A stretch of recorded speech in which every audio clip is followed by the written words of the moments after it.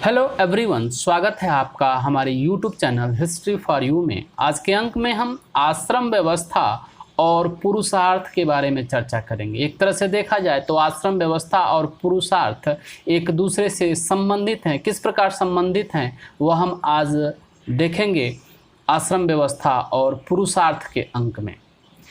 आश्रम शब्द की उत्पत्ति श्रम धातु से हुई है। श्रम का अर्थ होता है परिश्रम करना या प्रयास करना।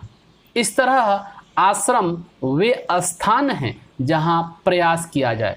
मूल रूप से आश्रम जीवन की यात्रा में एक विराम स्थल का कार्य करते हैं जहाँ आगे की तैयारी की जाती है। आश्रम 4 हैं। पहला आश्रम है ब्रह्मचर्य आश्रम, दूसरा गृहस्थ आश्रम, तीसरा वानप्रस्थ आश्रम और चौथा संन्यास आश्रम। प्राचीन काल में मनुष्य के उम्र को 100 वर्ष का माना गया था और यह कहा गया था कि मनुष्य 100 वर्ष तक अपने कर्मों को करते हुए जीने की इच्छा रखे। और इन 100 वर्षों को 4 भागों में विभाजित किया गया था। 25-25 वर्ष का एक आश्रम था। जो ब्रह्मचर्य आश्रम था वह 25 वर्ष तक का था। इसमें विद्या अध्ययन किया जाता था। गृहस्थ आश्रम 25 के बाद यानी 26 से 50 वर्ष तक का समय गृहस्थ आश्रम कहलाता था।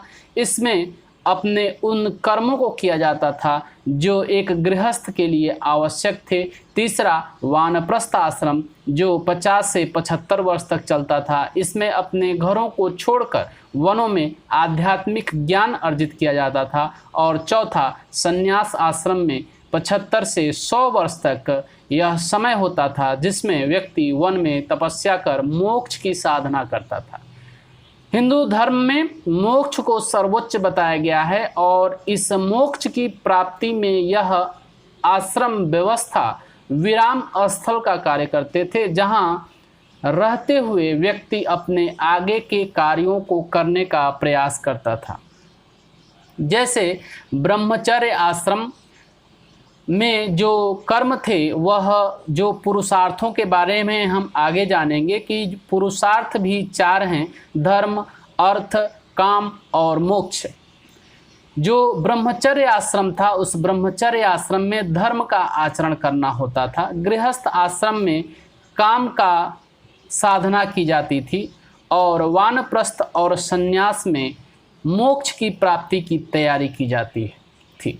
सर्वप्रथम इन 4 आश्रमों का उल्लेख जवालोपनिषद में मिलता है। यह प्रश्न परीक्षा की दृष्टि से अत्यंत महत्वपूर्ण है कि किस उपनिषद में सर्वप्रथम 4 आश्रमों का उल्लेख मिलता है। वह उपनिषद है जवालोपनिषद। इस जवालोपनिषद में 4 आश्रमों का उल्लेख मिलता है। एक और मनुष्य जहां आश्रमों के माध्यम से जीवन में पुरुषार्थों के उपयोग करने का मनोवैज्ञानिक प्रशिक्षण प्राप्त करता है, वहीं दूसरी ओर व्यवहार में वह समाज के प्रति उनके अनुसार जीवन यापन करते हुए अपने कर्तव्यों का निर्वहन करता है। अब हम जानेंगे पुरुषार्थ को। पुरुषार्थ हिंदू शास्त्रकारों ने मनुष्य और समाज की उन्नति के लिए जिन आदर्शों का विधान किया उन्हें पुरुषार्थ की संज्ञा दी गई। उन्हें पुरुषार्थ के नाम से संबोधित किया गया।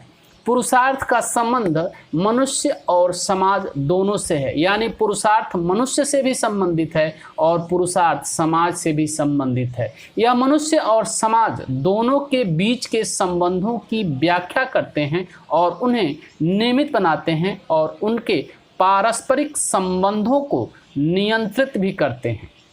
पुरुषार्थों का प्रमुख उद्देश्य मनुष्य के भौतिक और आध्यात्मिक सुखों के बीच सामंजस्य स्थापित करना है। किस प्रकार वह भौतिक सुखों और आध्यात्मिक सुखों के बीच सामंजस्य स्थापित करेगा, एक बैलेंस बनाने का कार्य करेगा, यह बात पुरुषार्थों में बताई गई है। और भारतीय परंपरा भौतिक सुखों को क्षणिक मानते हुए भी उनको पूर्णतया त्याज्य नहीं समझती है। हिंदू धर्म में जो भौतिक सुख है उस भौतिक सुखों को क्षणिक माना जाता है, लेकिन क्षणिक मानते हुए भी उसे पूर्णतया त्याज्य नहीं बताया गया है, बल्कि ऐसा बताया गया है कि वह जो भौतिक सुख है उस भौतिक सुख में पूरी तरह डूब नहीं जाना है, भौतिक सुख में पूरी तरह आसक्त नहीं होना है।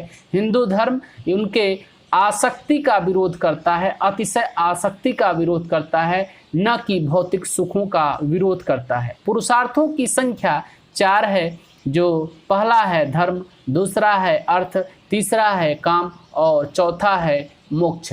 इसमें जो धर्म है, धर्म के द्वारा हमें समाज के प्रति हमारे जो धार्मिक कर्तव्य हैं उन कर्तव्यों को हम पूरा कैसे करेंगे इसके बारे में बताया गया है। अर्थ के अंतर्गत गृहस्थ जीवन में अपनी जीविकोपार्जन के साधनों के बताया गया है, और काम के द्वारा संतानोत्पत्ति के बारे में, और मोक्ष जो हमारे जीवन का सर्वोच्च लक्ष्य है उस लक्ष्य की प्राप्ति के बारे में बताया गया है।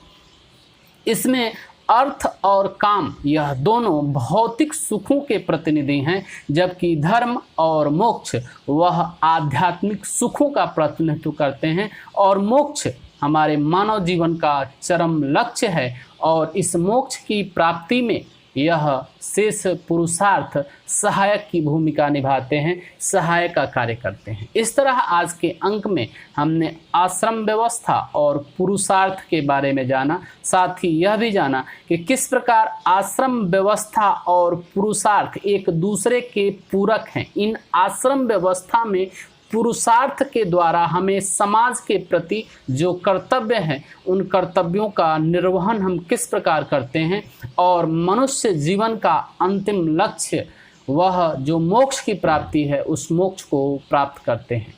आज के अंक के लिए इतना ही।